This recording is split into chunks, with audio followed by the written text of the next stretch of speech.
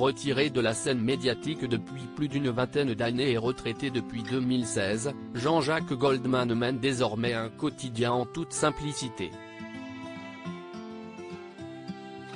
Derrière lui, l'artiste laisse un répertoire musical incontournable qui lui permet désormais d'être à la tête d'une grosse fortune.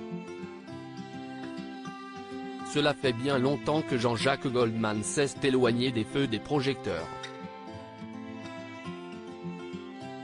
C'est au début des années 2000, peu après son dernier album intitulé Chansons pour les pieds, sorti en 2001, que le chanteur effectue ses dernières performances sur scène et entame sa mise en retrait de l'espace médiatique. L'interprète d'Il suffira d'un signe stop même ses participations aux Enfoirés, troupe dont il est l'un des fondateurs.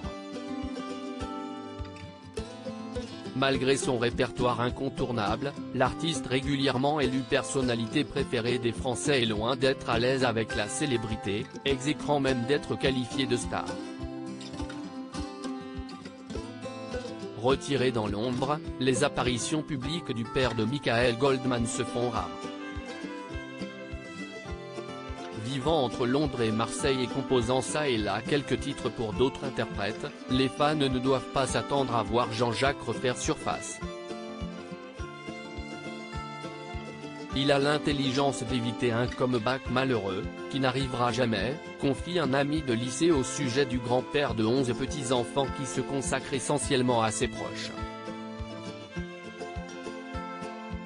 Désormais, le musicien mène un quotidien particulièrement simple, en contradiction avec une importante fortune, notamment due à ses droits d'auteur qui lui rapporteraient quasiment 2 millions d'euros par an.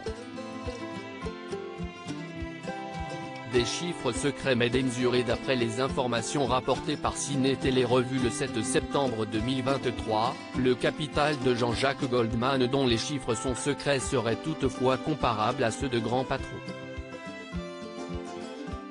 Plusieurs sources évoquent une rente de plus de 2 millions d'euros de royalties et des revenus colossaux tirés d'un patrimoine immobilier, indique Capital à propos de l'enquête du magazine.